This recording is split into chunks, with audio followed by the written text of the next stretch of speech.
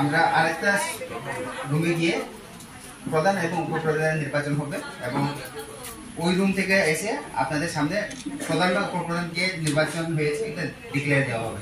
ধন্যবাদ। তো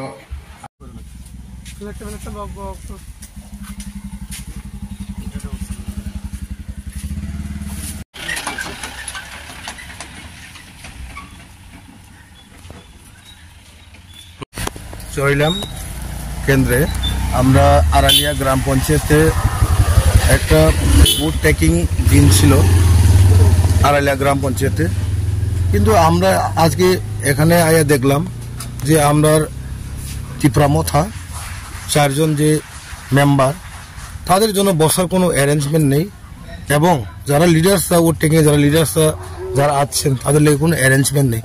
খালি বিজেপির লোক এখানে বওয়ার জন্য এখানে চেয়ার এবং সবকিছু করছে। তো আমরা এখানে দেখলাম কোনো অ্যারেঞ্জমেন্ট নাই। তো আমরা এই ভোট টেকিং থেকে আমরা বের হয়ে আসলাম। আমরা এই পরের দিন আমরা বিডিওকে আমরা এই টাইম দিয়ে আমরা নেক্সট টাইম নিয়ে আমরা শপথ গ্রহণ করি। কিন্তু আমি একটু বলতে চাই যে এখানে যে এই বিডিও সাহেব যে অ্যারেঞ্জমেন্টটা যেভাবে অ্যারেঞ্জমেন্টটা করছে, কিন্তু এরভাবে অ্যারেঞ্জমেন্ট আমি কোনো দিনও আমার জীবনে শপথ গ্রহণ আমি দেখলাম না।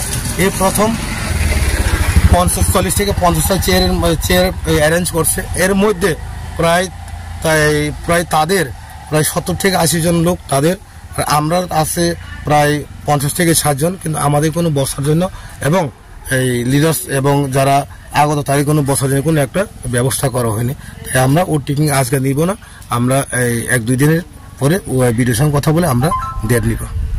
তো এটা কিন্তু একটা জিনিস আমি বলতে চাই, এটা কিন্তু বিডিও সাহেবের ব্যর্থতা, টোটালি ব্যর্থতা।